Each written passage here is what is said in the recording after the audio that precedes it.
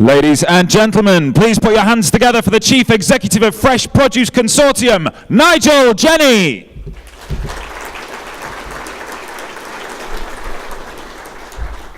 Thank you and good morning, ladies and gentlemen. I hope you're enjoying your breakfast. As many of you may know, it's the UK general election that happens to coincide with our great event today. So hands up how many Brits we have in the room. Quite a few. I'm not quite sure which way you're voting, putting your hand up, depending on what that is. But anyway, just a few tips, just in case you haven't voted. Today there are over 3,000 candidates that you may choose to elect. Looking down that list, I was surprised to see the name Donald Trump wasn't on that list. But possibly he's otherwise engaged somewhere else in the world at the moment. But maybe 5 years from now, we'll have to see.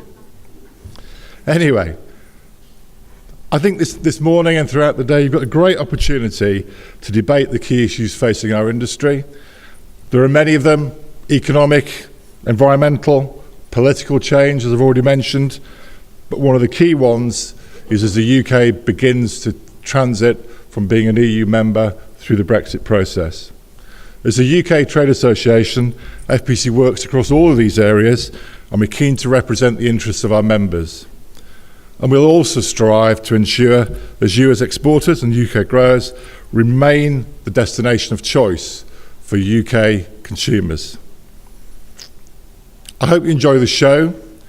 I wish you every success, and please call into the stand and say hello. I'd be delighted to talk to you. So on this note, I'd like to hand over to my colleague Jim Prevor, who will actually introduce the Breakfast panel. Enjoy your day.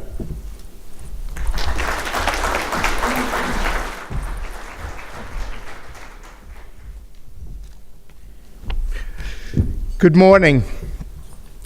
It's a great honor to have you all here with us today, especially on the occasion of elections. You learn things every day, and this is now our fourth show here in London, and I learned something new this year. We don't have snap elections in America.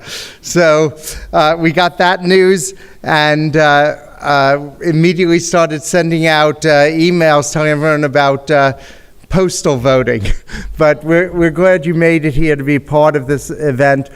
We have people from over 50 countries gathering here today in London, and it's our fourth successive year of growth. So there'll be an opportunity to engage with really some of the best and brightest minds from the produce industry from around the world. This event has grown out of another event in New York, the New York Produce Show and Conference, and it's already given birth to a third event on the continent, the Amsterdam Produce Show and Conference. And what these events involve is not so much scale as looking for really intriguing people who can do incredible things to build our industry and to build their own companies. And one of the things that all these events are united with is the idea of increasing consumption of fresh produce. And in order to do that, we have all kinds of seminars and programs. We have a program in America called Produce First that is all designed to get chefs to start thinking, instead of thinking of a protein as the core of the meal, of which they're going to throw some side dishes on the side, it's instead for them to look at what's really out there that's delicious and fresh and beautiful in fresh fruit and veg, that they can make that the first decision for how to put together a meal and how to put together a menu. A lot of our initiatives are focused, though, on children. When people are most open to trying new things, most open to developing habits that will change their consumption patterns for their whole lives. And I'd like to call someone up today. We're very, very honored. We have a new award that we're going to give out for the first time here at the London Produce Show and Conference. And the award is for the best international initiative for marketing fresh produce to children. And we were very helped in getting this going and getting support for this by the sponsorship of the Netherlands. And we have here, as part of the Dutch National Action Plan, the giving of this award. And I'd like to call up the the head of the ministry from the Dutch embassy here. But, excuse me, I'm going to try my best. Brekje Schwakafa? Did I do that right? To explain why and how the Dutch have chosen to support this event and to support this award. Brekje.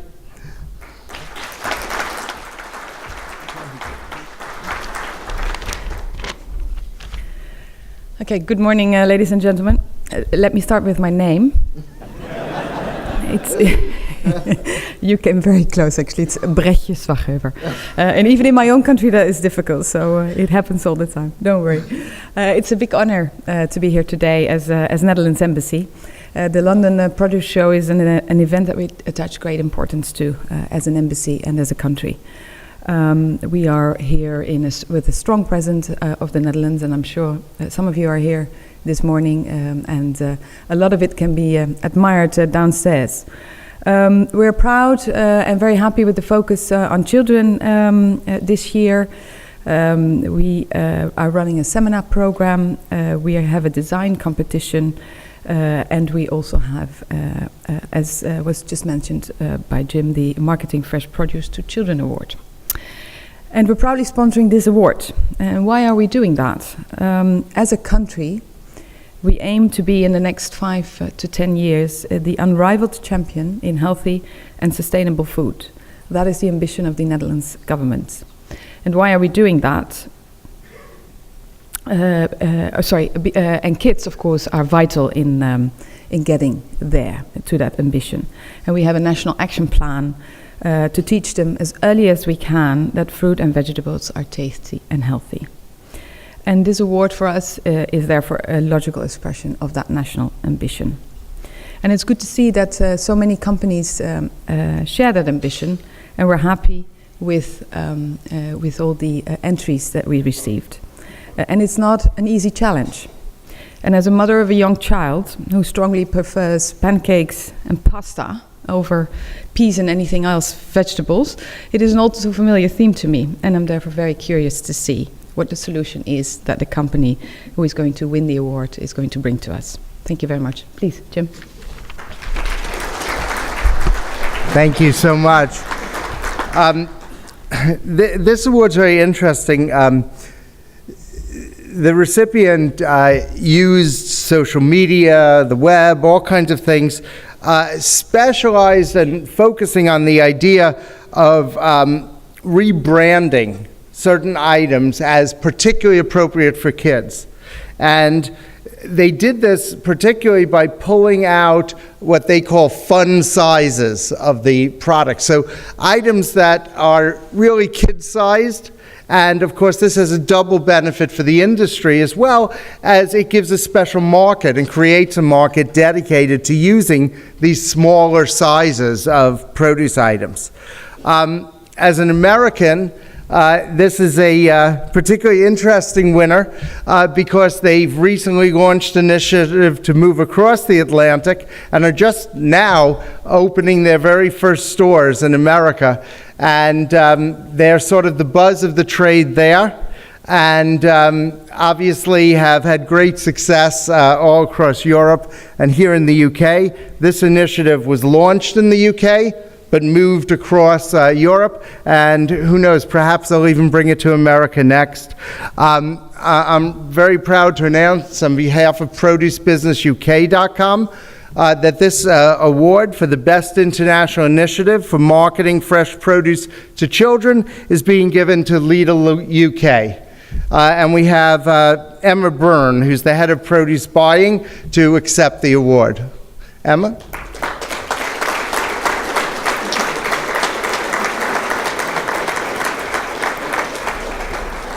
Whoops. There she comes.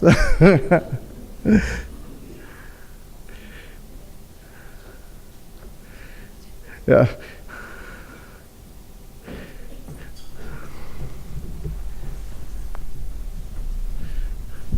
Emma, thank you very much. There is the Best International Initiative for Marketing Fresh Produce to Children. Thank you. We thank you very much. Thank you.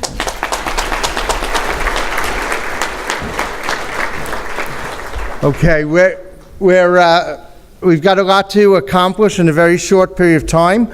If I could ask, we've been fortunate to have a group of really, really intriguing people with intriguing ideas willing to donate their time to share with us this morning. And if I could ask for our thought leaders panel to just come up to the stage, please.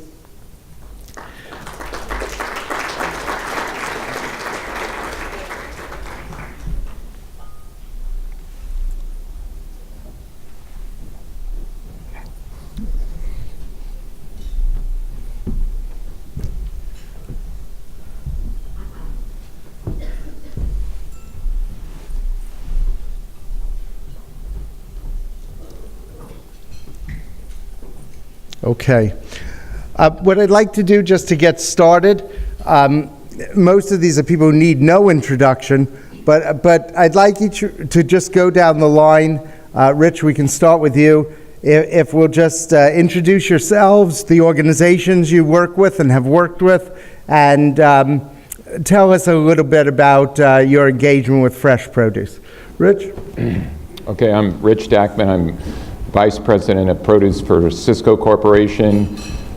We distribute produce in the US, Canada, Mexico, Costa Rica, the Bahamas, and we've been fortunate enough to recently have an acquisition in the UK with Breaks and Fresh Direct. I'm third generation in the industry. It's all I've ever done. Enjoy purchasing produce and running the great organization that I'm fortunate enough to work with. So it's exciting to be here and actually have a business here that we can learn about. Excited about it. Fantastic. Rich. Laurence. Laurence Olins, fourth generation fresh produce. Excuse my cold, by the way. Recently retired chairman of the Popart Group, but currently chairman of British Summer Fruit, which is the crop association for the British berry industry. We represent 22% of all UK purchases of fruit, so it's the biggest category.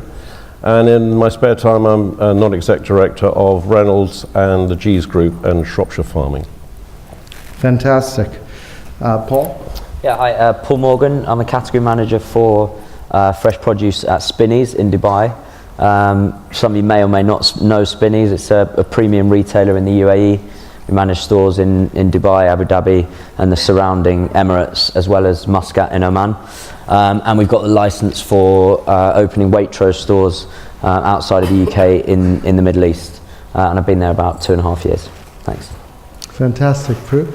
Well, I'm not quite sure where to start, but I've had a very long career, mostly in restaurants and catering and writing about food and telly and food telly. In fact, I'm about to be the new Mary Berry on Bake Off.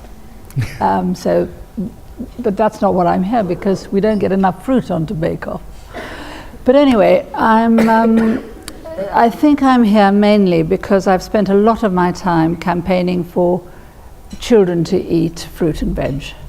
So you can imagine I'm pretty fed up with Mrs. May, the moment who has just said that she's going to stop giving free school lunches to infants and instead give them breakfast. Teach children to eat veg, or not very easily. So I spent a lot of time campaigning for children to learn to eat. And so I'm very interested in today's proceedings. Okay. Bardur. Yes, my name is Bardur Nielsson and I'm from the company Bananar in Reykjavik, Iceland.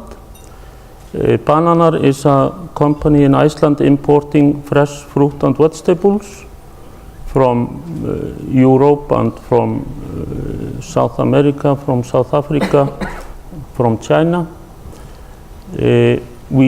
We are a distributor to 2 supermarket chains in Iceland and also sell to hotels, restaurants and canteens. Yes, that's it. Okay. Amy. Hi, I'm Amy Lance. I started in the industry about 10 years ago, working for UK retailer Tesco. I worked at Tesco for a few years before moving on to Waitrose, where I'd been working for the last 6 years. Since then, I've actually took a decision to move away from retail for a year and actually worked in agriculture in Senegal, South Africa and California. But 4 weeks ago, I moved to HelloFresh, who are a meal box delivery service. We're based in 9 countries globally, and we're delivering about 10 million meals every month to consumers across the globe. So I'm here today to talk about fresh produce in general, my love of fresh produce, and actually how we can get kids as excited about fresh produce as I am. Terrific. Bruce. Good morning. My name is Bruce Peterson, and I'm the president of Peterson Insights, a consulting group out of Bentonville, Arkansas. I've been in the produce industry 45 years in various capacities, but probably most notably was the time I spent with Wal-Mart. Sam Walton hired me in 1991 when we had 6 supercenters. And when I left 17 years later, we had 2,400 of them. And so I've seen a lot of growth in different organizations. After I left Wal-Mart, I was the CEO of 2 production companies. So I've been on both sides of the desk, if you will, and continue to enjoy the industry very much. Okay, Sumit. Good morning. My name is Sumit Saran. I represent a company called Future Group, which is one of India's largest retail company. We control about 47% of modern retail in India. In addition, we have a wholesale business as well. And I look after the international foods in the group. And Tim. Good morning. My name's Tim York. I'm with a company called Marcon Cooperative. We're based in Salinas, California. We provide fresh produce to 76 distribution centers across the U.S. and Canada. Terrific. You know, we're here at a moment of great flux. The UK going through the Brexit process and nobody knowing really how that will all look and how that will all turn out. And of course, the election going on here today that could well determine a lot about how that process is conducted. And even across the pond in America today, we have a big congressional hearing that is getting a lot of attention from the former FBI director. Lots of change and things going on. Laurence, I think I turn to you. You're sort of the dean of the British produce industry, if I may. Been here through a long time, seen almost everything.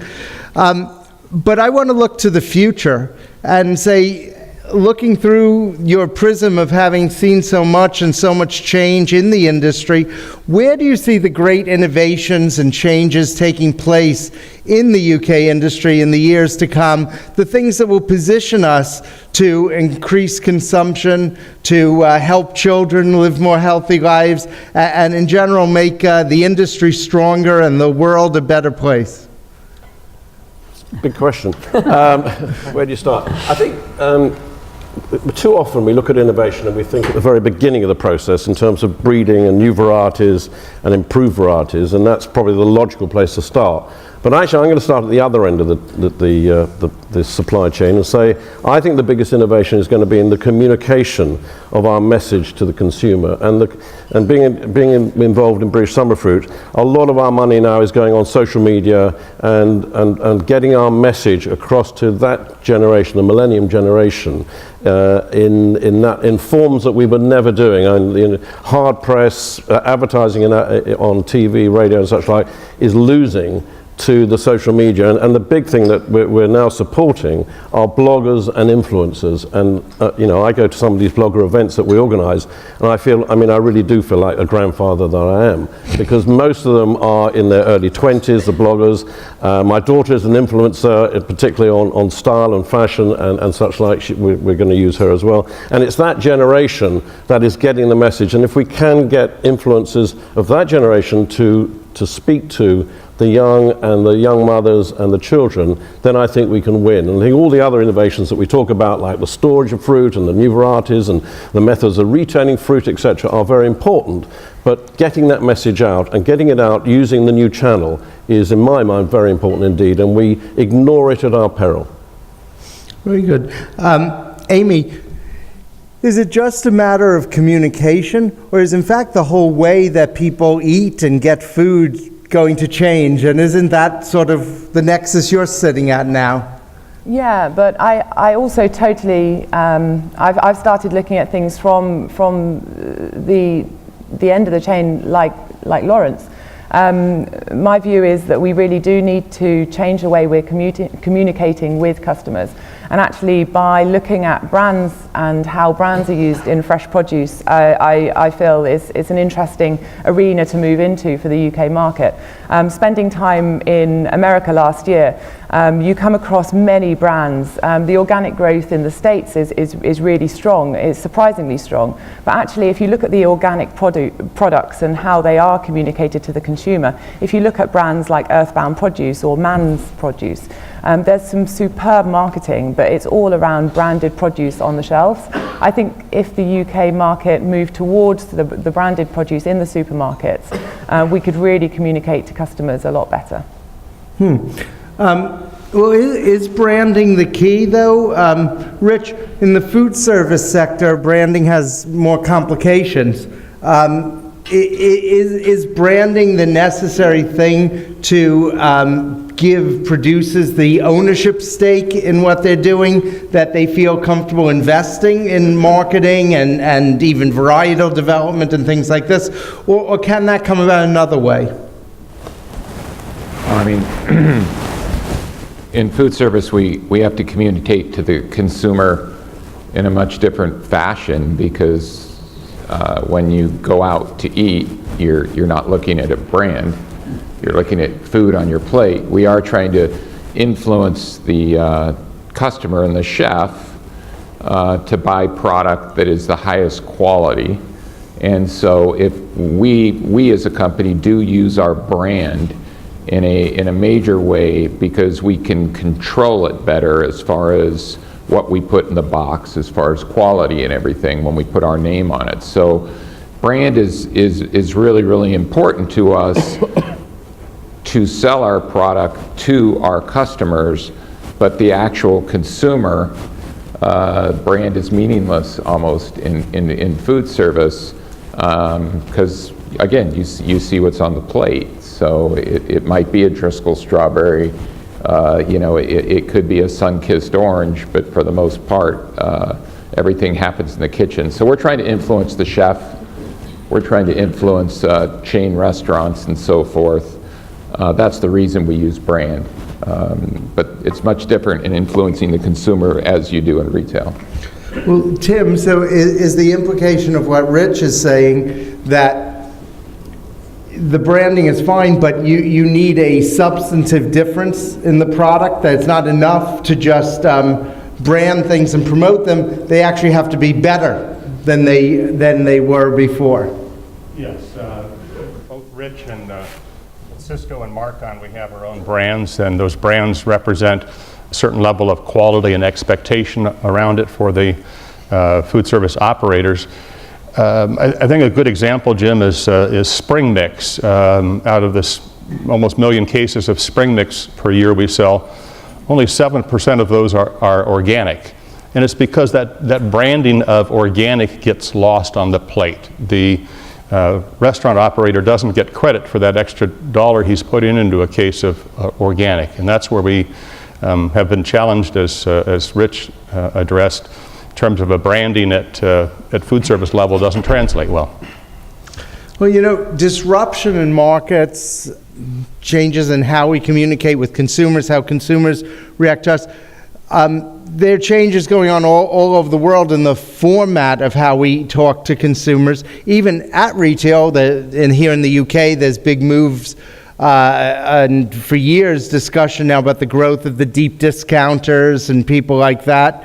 Bardur, I understand in Iceland, which is a compact market, there's been a new competitor that opened up in that market. Who is that, and how are they disrupting the market in Iceland right now? Yes, a little more than 2 weeks ago, Costco opened up an outlet in Iceland. And those 2 weeks, a little bit more than 2 weeks, they have their influence on the market is very big, but that is maybe first in the beginning. But though in Iceland there are living 330,000 people, and 64,000 have a member card already in Costco. That's a lot. Wow. And it is affecting, for instance, the supermarket that we supply heavily those 2 first weeks.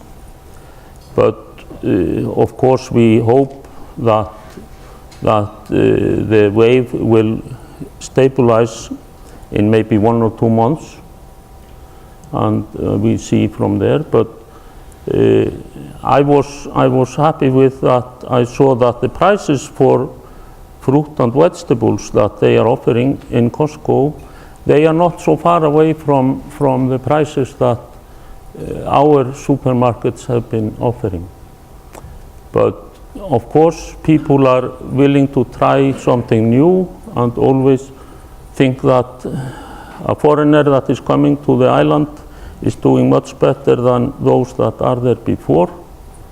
But I think people will find out in the end that it is not so much difference.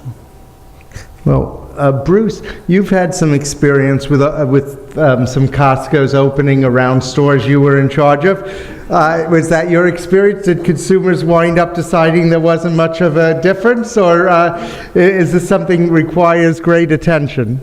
Yeah, we had a lot of experience with Costco. We had a lot of it.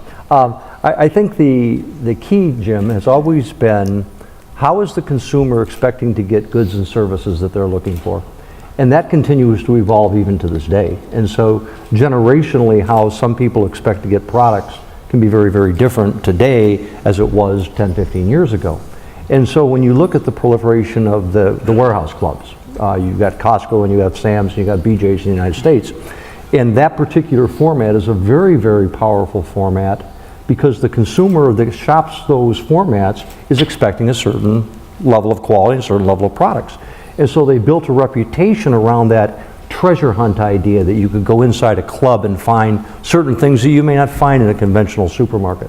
Yet at the same time, now you've got groups like Amazon Fresh, that there's a segment of the population looking to get their products delivered that way. You got the deep discounters, Lidl and Aldi are in the United States making inroads there. So it's a very interesting competitive environment in the States and around the world really, in terms of how are people looking to get products and services. Sumit, you know, one of the things in some countries that have had enormous development in recent years, one of the things that has come out is that sometimes they have opportunities to almost leap ahead of some of the legacy things that weigh down our institutions in the West. I don't know that Walmart would build all the supercenters it has today if it was starting today. What about coming from such a dynamic and growing market, India? There was just an article in the paper, there's some academics fighting over whether India now is the largest population country in the world because the Chinese may have been faking their statistics a little bit for a few years. To get to Bruce's question, how do people want to get their food today? And how is that developing in a country like India? You're absolutely right. India and countries like India, which are in a development curve, they tend to leapfrog. Like for example, India never had the electronic typewriter. There was the traditional typewriter went to computer. India never went through a pager. It just went directly from a landline to a mobile, and today it's the largest mobile population anywhere in the world. In shopping and in retail, consumers also seem to be leapfrogging, except that there are 3 challenges, and that I think for the companies and suppliers here, interesting to note. Challenge number 1 on the brand side that we see as from a retail, the fresh produce brands are limited to seasonal. So at a retail front, if you are a brand for 3-4 months of the year, and then you go away and then come back again, as a retailer, I remember, but I don't think my consumer remembers. So if you're a brand, then you need to figure out a way to have at least 10-12 months on the shelf. And I've seen this crisis happen to Sunkist when they were completely hit by Egyptian citrus and they completely gone out of the market. The brands that have succeeded are the brands who've had a long-term vision for India and have sustained. People like Washington Apples have done that. Now I see Zespri making a lot of effort. And the consumers in India tend to react exactly the same way that consumers here react. Second challenge is retail. That our retail is developing, but modern retail still is only 8-10% of the entire retail basket. And the third challenge is the population. Because depending on the product that you might be wanting to sell, your target population can be anywhere between 50 million to 300 million. Problem is that 300 million is mixed in a 700 million, which is not your target market. And how suppliers and how brand managers and how branding companies work with modern retail to reach effectively to those 300 million will define the successes in India. Now, what about in the Mideast, Paul?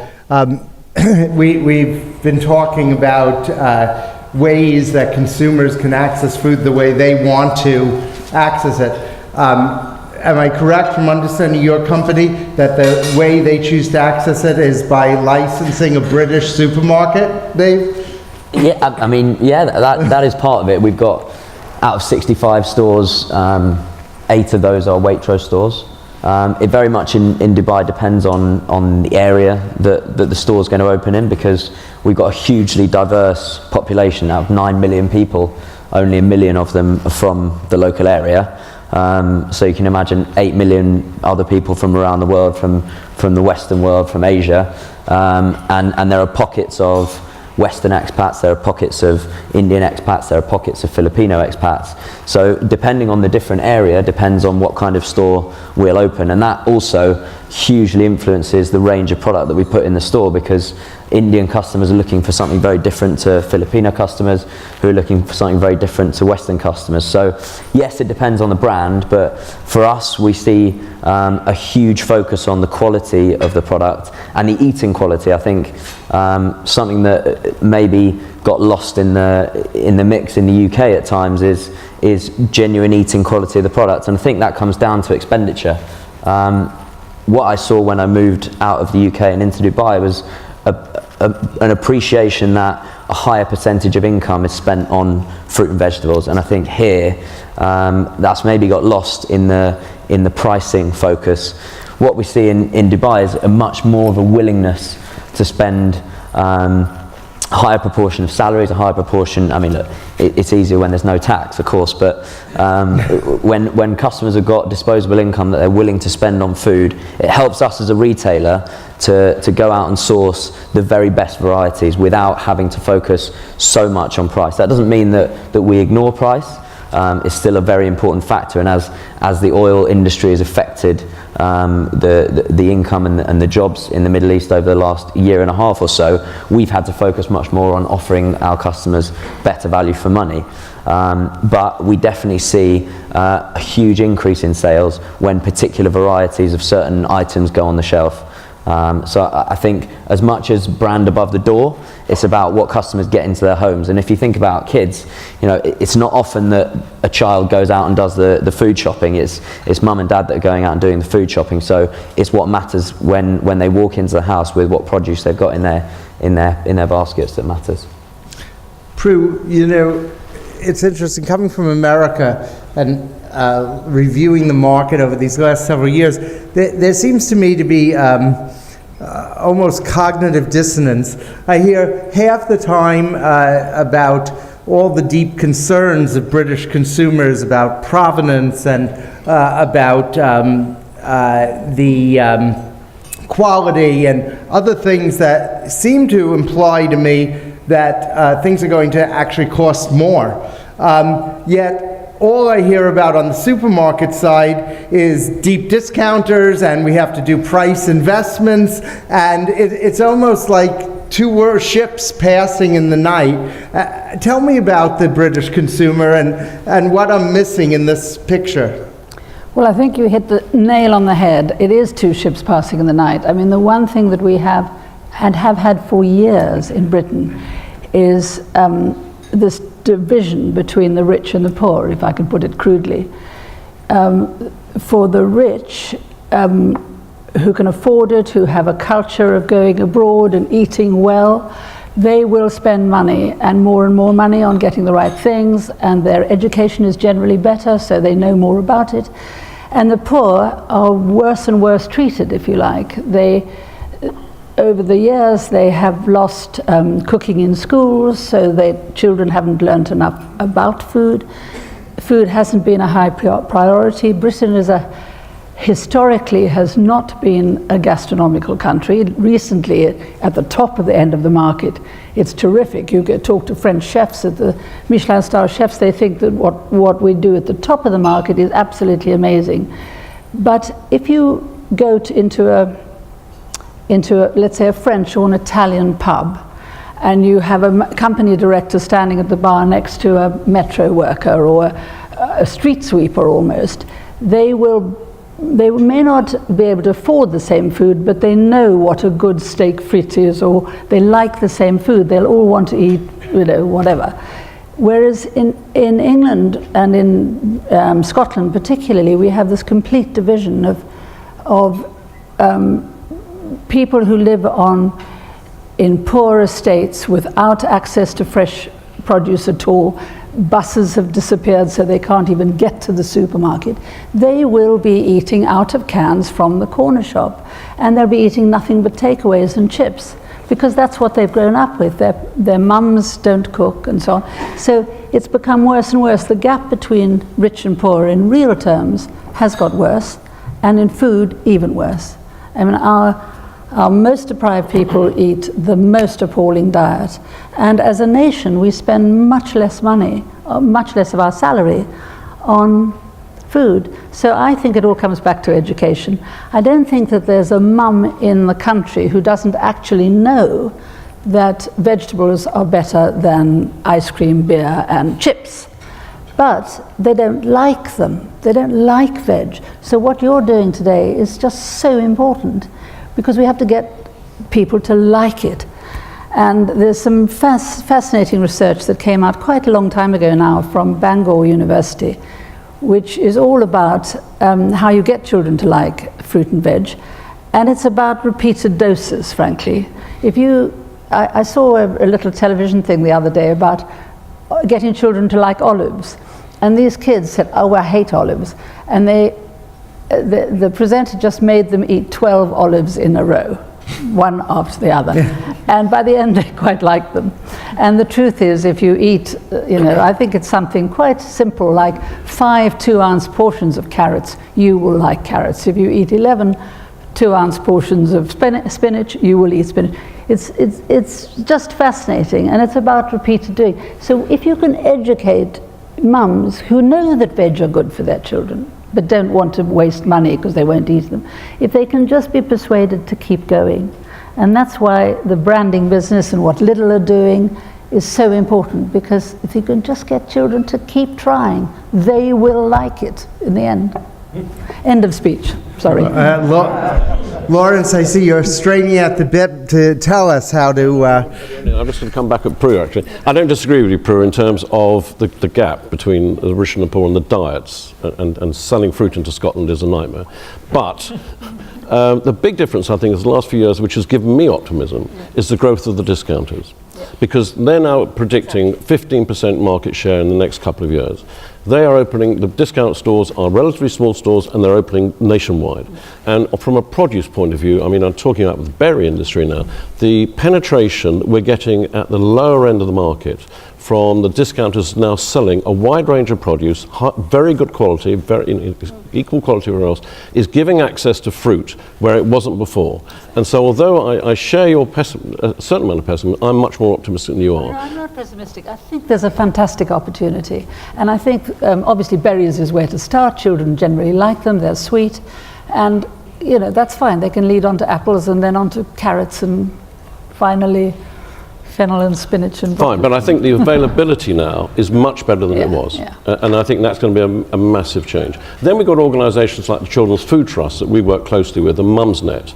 So there are messages going out again on social media which are attacking the very youth that we're looking for. So I'm actually relatively optimistic.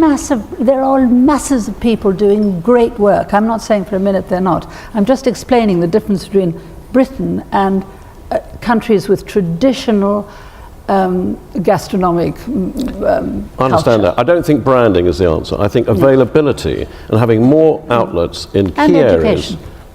And education. Sumit, I see you earnestly engaged there. What are your thoughts on that? My thoughts for India will be, let me just give you a quick story quickly. You know, every morning in a jungle in India, a gazelle or a deer wakes up and a lion wakes up. And the gazelle knows that he needs to run faster than the slowest lion or he'll be killed. The lion knows that he needs to run faster than the slowest gazelle, otherwise he'll die. So my question to the audience is, what do you want to be? You want to be the lion or do you want to be the gazelle? Okay. It really doesn't matter. What matters is when the day breaks, you start running. so it's all right. Be it branding, be it this. I absolutely agree. More availability with better branding will kill it. Okay. There's lots of ways of trying to reach this problem and solve this problem. Better distribution, possibly engagement by producers more. Many of these efforts are charitable efforts. And Rich, you're involved in an effort that started in Texas. It's now moving into New York. Who knows, maybe next across the pond here. Why don't you tell us a little bit about that initiative? Well, I appreciate you giving me the opportunity to do so. There's an initiative called Brighter Bites that was started 2 or 3 years ago. Retailer HEB got involved in it, and Sysco got involved in it a couple years ago. I think it's the most direct program I've ever seen. I absolutely believe that I've been a consumption increased produce freak for my entire career. It's all about not only what's good for our industry, but it's just good for people. So we're fighting obesity, we're fighting diabetes and everything. And how do we go about doing that? You have to start early. You have to teach the children how to eat, and in turn teach the parents how to eat. So this program is one in which we work through food banks, and we're delivering to underprivileged schools to the children 30 pounds of produce every week for 3 8-week periods during the school year. Along with it, we use a program called KIP, which is an educational process of teaching the children how to eat fresh produce and nutritional needs. We also hand out samples, and variety is critical to us. We do kale smoothies. We do all types of things. These are kids that are hungry. Now here's the key. We can't hand it out to anybody that goes home on a bus. We only hand it out to people whose parents pick them up at school. So the parents come in the school and they pick up the produce and they bring it home. We then have tied in with universities to track what happens to these families afterwards. So we're tracking their shopping habits, we're tracking their behavior, we're tracking grades, and we're even tracking some bios in their stomachs. I won't tell you how we get those samples, but they do get them. And so it's this extraordinary program of feeding hungry people healthy food and then trying to change their eating habits as a family. And it has some type of related behavior, which makes me feel wonderful when I go to the schools and so forth. As some of these things are happening, it's all happening with volunteers, and the teachers say, not only is this affecting the children in their eating habits, but the parents are coming into schools to pick up the produce. We've never seen the parents before. So now the teachers are starting to interact with the parents for the first time, and it just has multiple advantages. And as Jim said, we're just expanding to Washington, D.C. and New York, and we expect this hopefully to be a national and someday maybe an international program. It's the first program I've ever been part of that's just not theoretical. It's easy. So many of us have tried so hard to get on a website. This is how you're supposed to do it. This is how you're supposed to eat, etc. But this actually does the last mile. It delivers the food, and we are able to track the results. And it's become a lifetime ambition for me and a number of other people. We're really excited about it. Thanks for letting me talk about it. Amy, you know, there's all these different things that people talk about, but I always wonder if, you know, we're the generals fighting the last war. I brought my two sons with me here to London, William and Matthew, 15 and 13. And when mom and dad go out and dinner is needed, they don't go to the refrigerator to get it. Honestly, they don't even want to go to a restaurant, but they have apps on their phones and they can order 6 different places to deliver. I mean, they think you get a sandwich from the iPhone. That's you know, the way they think. Now, you're sort of more in this world of alternative ways of food. How are we going to get fruits and vegetables to people in the years ahead? You have to have it to eat it. Yeah. I mean, what HelloFresh are doing, we're providing solutions for the modern lifestyle. And I have the same problem. I go home and sometimes you don't want to open the fridge. Or I open the fridge and I stand in front of it for 10 minutes, not knowing what to cook.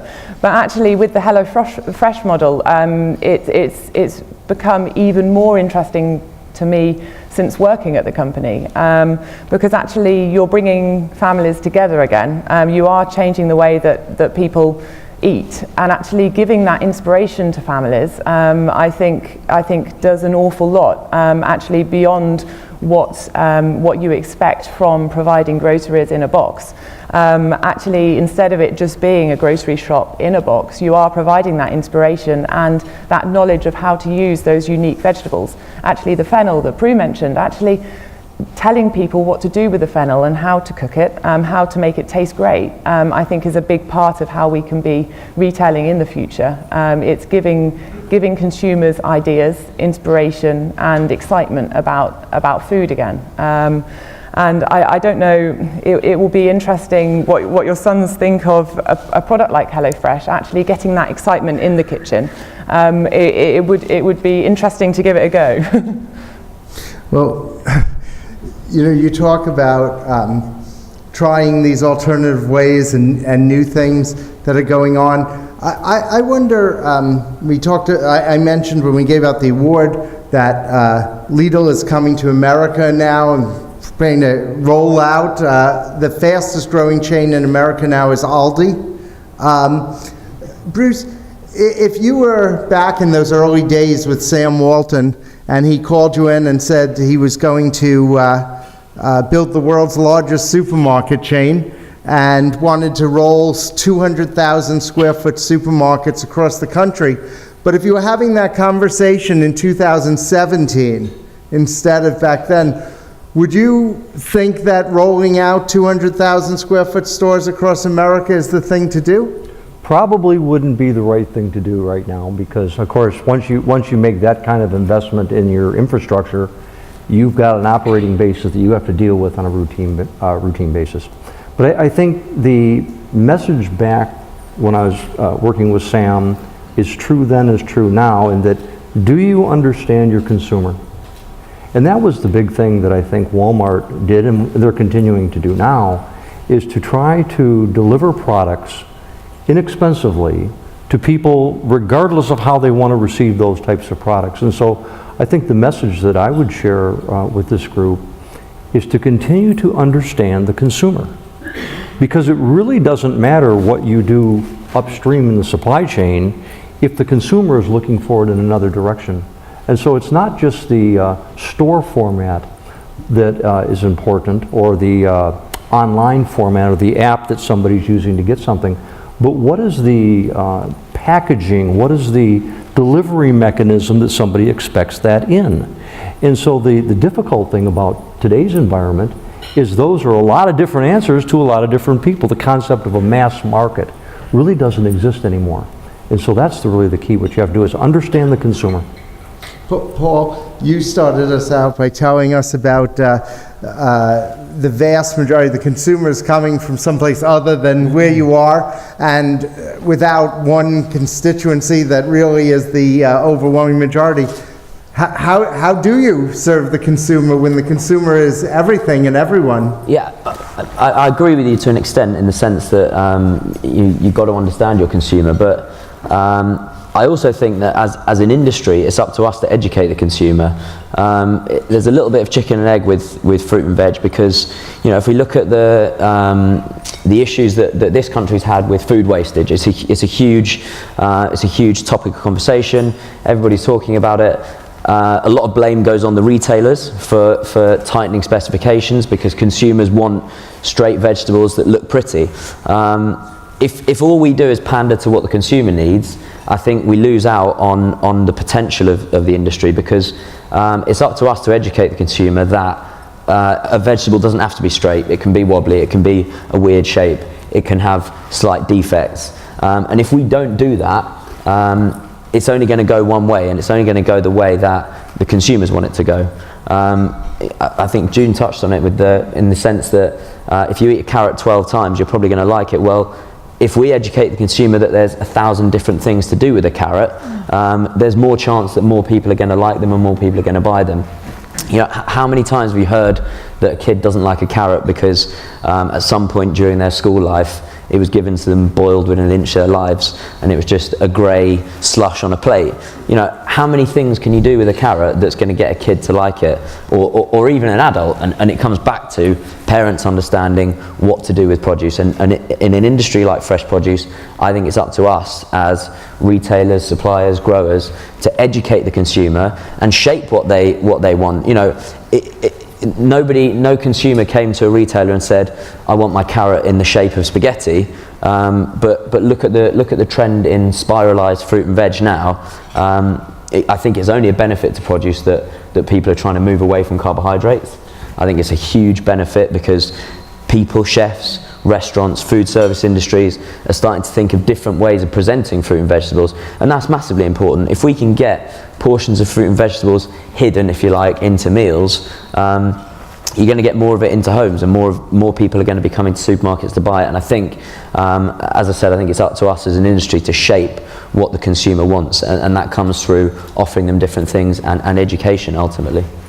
Laurence, we're coming to the end of our session. You started us off. Why don't I end it with you and hear how you stand on this? Well, I think one area we've all forgotten is the ready-to-eat market. And the ready-to-eat market is the fastest growing way of getting people to eat fruit. I mean, you don't think about retail. You know, you talk about the traditional retailers. One of the biggest retailers of fruit is Pret-a-Manger. You know, they're presenting fruit as some of the companies I'm involved in a ready-to-eat manner on the shelf at retailers. We've taken the hassle out of pineapples, bananas, kiwi fruit by peeling them, by putting them in the pack and getting the consumer to eat them. And that's really raised the consumption. You know, one of my businesses got a de-seeding pomegranate machines. You know, it's a pomegranate, the most awkward fruit to cope with. We take all the seeds out, and the consumption of pomegranates is growing enormously. The new method of keeping bananas fresh, having cut them, and now our packs of cut bananas is growing. So I think that's an area that it's not branded, but it's an area that has really taken off, and we should ignore that again at our peril. So I'm very optimistic, but the ways we communicate about fruit and the ways we sell it are away from the traditional outlets, and those are the ones that we as an industry should be chasing after. Rich, one more thing? Just one more quick comment, and I've said this for a long time, and I've listened to a lot of really intelligent comments here today, and I think you know, perception in marketing is critical in what people eat. And I've always said we as a produce industry have the finest products in the world. They generally taste good, they're good for you. They pretty much have every attribute that our competitor, and I say our competitor, which is snack foods, the snack food aisle, and other foods have. They would love to have those attributes. They spend hundreds of millions of dollars trying to convince the consumer to eat these products and make them believe they have the attributes that we have.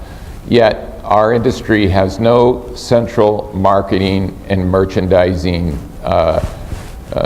vehicle that allows us to compete with that. And I think it's our largest deficit of trying to grow right now, because kids are watching television, they're on their phones and everything like that. They're constantly being bombarded with large companies like Nestle and Nabisco and everything that are advertising products that they see, and this is what they know. And the produce business has virtually no vehicle to do that. We're very decentralized and we're very fragmented. And I think hopefully there'll be a day where our industry learns to come together and advertise and attack these new generations with the same type of funds and combat that. And I think it's one of our biggest problems right now is we've got it, we just can't quite get our message across in the way we need to. All right, well, we have a lot of the people in this room who are in a position to move those type of initiatives forward. So we want to thank the panel for sharing with us today some really incisive thoughts. We'll all head on down now to the opening of the trade show for the London Produce Show and Conference.